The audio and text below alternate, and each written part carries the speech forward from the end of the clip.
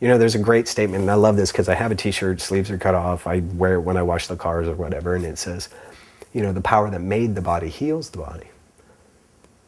You know, it just doesn't need any interference. You know, that's what we do. We adjust the body, remove the interference, and let the body heal itself. How can you eat a peanut butter sandwich and it turns into a fingernail?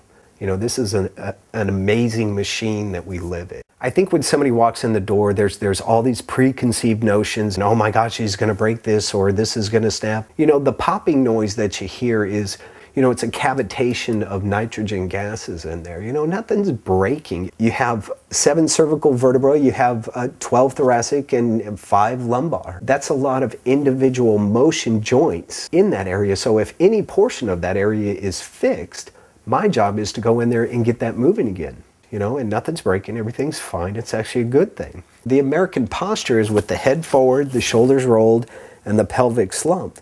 I mean, when you do that, you're putting the body in a position that it's not designed to run. I mean, ears need to be over the shoulders, shoulders over the hips, hips over the lateral ankle. That is perfect posture right there. You know, we do the full body adjusting. We concentrate and get the situation at hand taken care of. But, you know, it's also a place where people can kind of sit and relax. There's waterfalls and slow lit, and it's very balanced, very calming.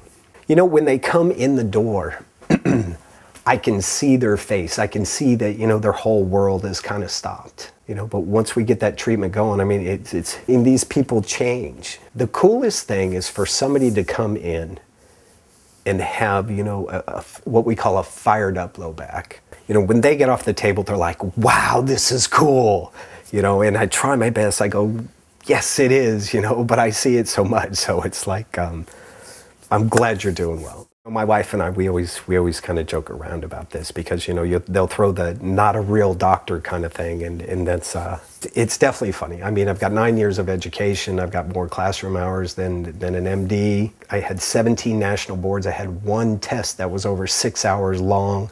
Let's see, I've been to Palmer in California, taken all the Life University's techniques, graduated with Palmer Davenport with honors. I've got all this education in my head. I've got what my wife says, a small house inside my head. You know, somebody says not the real doctor kind of thing. You know, I just smile and, you know, whatever.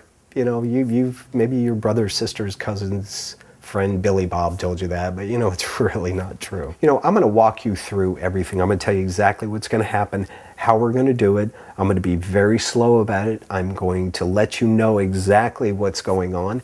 Well, you know what? The nasal congestion is decreasing. The headaches are gone. They told me I had to have surgery. You know, I was freaking out. I thought it was going to be like this for the rest of my life. There's more to it than just back pain.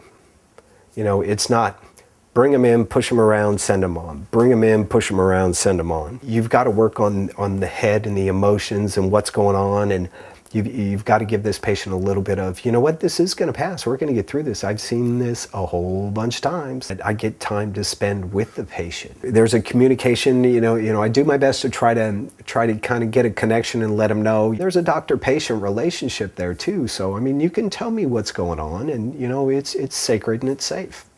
So, and I think that's what makes us different.